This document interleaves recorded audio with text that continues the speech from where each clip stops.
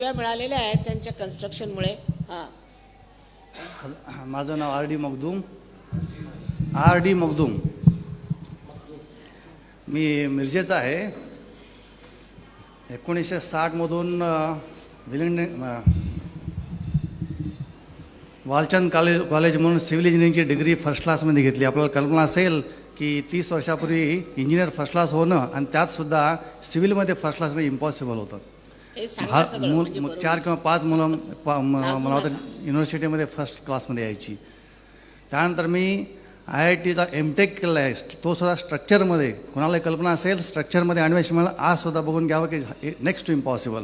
त्यासुद्धा IIT संस्थेमधून. असा एक भयंकर घमेंडखोर आणि ज्याला म्हणतो की आपण माझ्या अंगात सगळं कर्तृत्व आहे, देव काही आपल्याला पत्ता नाही. दुसऱ्या विषयात मी मिरजेचा एवढ्या करता म्हटलं मी कृष्णाकाठचा दुधावरती जगलेला मनुष्य आहे. तब्येत म्हणजे तुम्ही 10 मजल्यावर उडी मारू तर मरणार नाही अशी तब्येत माझी होती. त्यामुळे कधी डॉक्टरकडे गेलो नव्हतो मी. 1900 म्हणजे थोडंसं इंग्लिशमध्ये शब्द येतील. म्हणजे 82मध्ये मला पहिल्यांदा सगळ्या साईटवरती मी अक्षरशः चक्कर येऊन पडलो.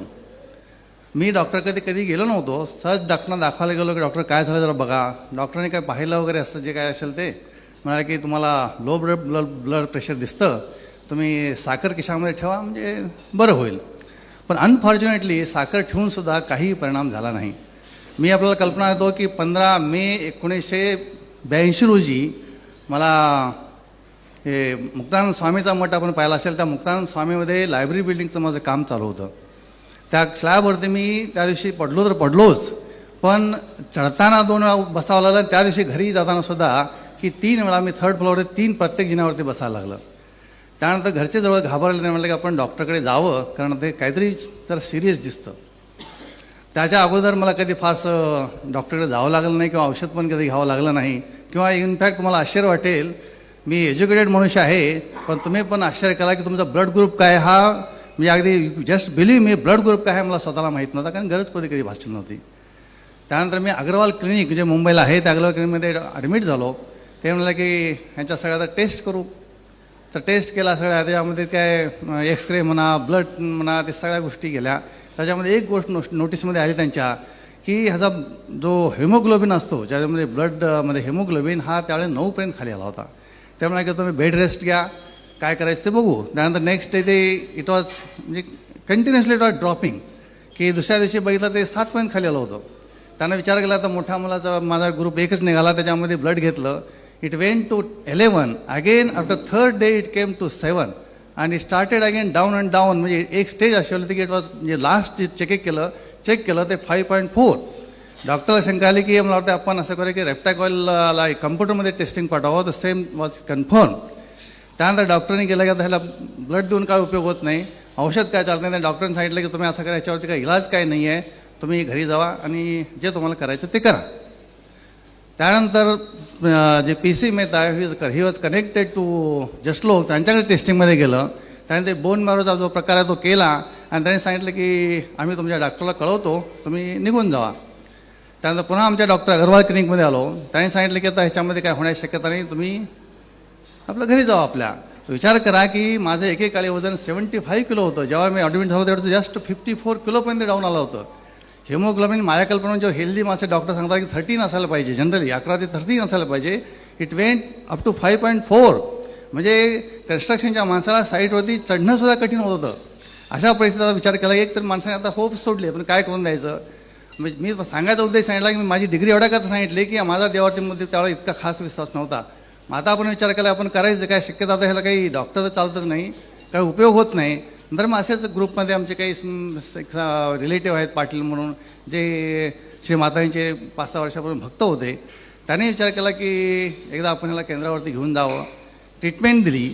तुम्हाला just believe it, me of course paper तुम्हाला दाखवायची दाखवायची तयारी नाही आहेत माझ्या दाखवता येईल म्हणा की मी 3 महिन्यामध्ये माझं ते वजन जे 54 किलो होतं ते 65ला गेलं. आज माझं 76 किलो वजन आहे आणि हेमोग्लोबिन आत्ता टेस्ट केलं नाही पण ज्यावेळा मी 6 महिन्यानंतर टेस्ट केला इट वॉज 11.8. माझ्या कल्पना आता मला स्वतःची खात्री आहे की हा 13-14च्या वरती असेल. तर मला म्हणायचा उद्देश असा आहे की सांगायचा उद्देश आहे की हे कार्य जे आपण म्हणतो याला जे आमची श्रद्धा असेल तर होत नाही. तुम्हाला म्हणता श्रद्धा खरं म्हणजे आमची श्रद्धासुद्धा आहे पण ती इतरांच्यासारखी आंधळी नाही आहे, तिची डोळस श्रद्धा आहे आमची ती.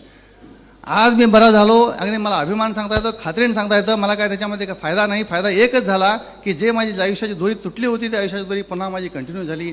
आणि ह्याच्याकरता माझी श्रद्धा आहे ती म्हणून श्री मातांच्यावरती श्रद्धा माझी आहे. ही माझी श्रद्धा जी आहे ती डोळ श्रद्धा आहे, अंधश्रद्धा नाही. दुसरं एक आपल्याला सांगायची इच्छा होती बघा, की मी काय म्हणतो, हा मनुष्य तुम्ही घ्या आणि ह्याला तुम्ही पार करून. अहो, जर त्यांची स्थितीच नसेल, त्यांची इच्छाच नसेल, त्यांची श्रद्धाच नसेल, तर त्याला कुणाला काय करता येणार आहे. अहो, मी बरा होणार आहे म्हणा, किंवा मला ह्याचा अनुभूती पाहिजे म्हणा, ह्याला मला स्वतः तळमळ पाहिजे. अहो, जेव्हा साधक म्हणतो, साधनेशिवाय साधक कसा असेल तो.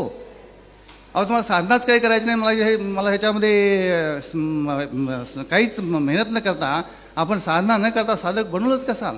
तुम्हाला त्याच्यापेक्षा मेहनत करायची. आज तुम्ही सर्व्हिस करता, 8 तास तुम्ही काम करता. अहो, ह्याच्यामध्ये तुम्हाला काहीच न काम करता मला फायदा पाहिजे, होईलच कसा तो. हा लोग आहे बघा, किसका बताओ. साधना केली नंतरच आहे, असं. आता नको ते. हा नंतर नंतरचं सांगू. तुम्ही आधी पार व्हायला पाहिजे. म्हणायचं असा उद्देश आहे. आधी ते सोपं आहे, पार करणं सोपं आहे. साधनानंतर तुम्हाला लक्षपूर्वक बघायला पाहिजे आणि ती करावी लागते. तसं काही कठीण आहे, फक्त 5 मिनिटं सकाळी आणि संध्याकाळी 10 मिनिटं आहे, काही विशेष नाही. पण आता ह्यांचं असं सांगायचं म्हणजे आता की हे जेव्हा माझ्याजवळ पहिल्यांदा आले त्यांना पाहिल्यावर मग असं झालं की ह्यांचं काय होणार. अगदी भयंकर स्थिती, चेहरा नुसता तांबडा लाल, आणखी सबंध शरीर म्हणजे असं दिसत होतं की आता कोलॅप्सच होणार आहे ते. यांना पहिल्यांदा मी जेव्हा पाहिलं तर मला वाटलं हे कसं काय होणार, पण आतून श्रद्धा आहे हे जरूर होते. कारण जर घमेंटखोर होते असं म्हणतात किंवा काय म्हटलं असं, घमेंटखोर आजकाल पुष्कळ लोकच, सगळ्यांनाच घमेंट असतं. कारण इग्नरन्समुळे मनुष्याला घमेंट येते ना, अज्ञानामुळे मनुष्याला घमेंट येते. पण घमेंटखोराचा एवढा प्रॉब्लेम नाही आहे, पण